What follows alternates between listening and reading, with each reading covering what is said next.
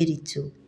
സുനീതി പതിവ്രതയും സൽഗുണവതിയുമായിരുന്നു. അതിരറ്റ ലാവണ്യവതിയും ഗർവിഷ്ഠയും അസൂയക്കാരിയുമായിരുന്നു സുരുചി. അവളുടെ അതിരറ്റ രൂപസൗന്ദര്യത്തിൽ മതിമയങ്ങിയ രാജാവ് അവളിൽ കൂടുതൽ ഭ്രമവും സ്നേഹവും ഉള്ളവനായി തീർന്നു. സദാസമയവും സുരുചിയുടെ സഹവാസം ഉത്താനപാതൻ കൂടുതൽ ഇഷ്ടപ്പെടുകയും അവളുടെ അന്തഃപുരമണിയറയിൽ രാപ്പകൽ കഴിഞ്ഞുകൂടുവാൻ ആഗ്രഹിക്കുകയും ചെയ്തു. ആ 2 ഭാര്യമാരിലും ഓരോ പുത്രന്മാരും ജനിച്ചു.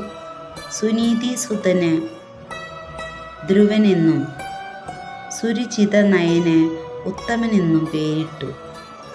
ഭർത്താവ് തന്നോട് തീരെ ദയയില്ലാതെ പെരുമാറിക്കൊണ്ടിരുന്നതിനാൽ സുനീതി ദുഃഖിതയായി വിഷ്ണുഭഗവാനെ തന്നെ സദാ പ്രാർത്ഥിച്ചുകൊണ്ട് ജീവിച്ചു.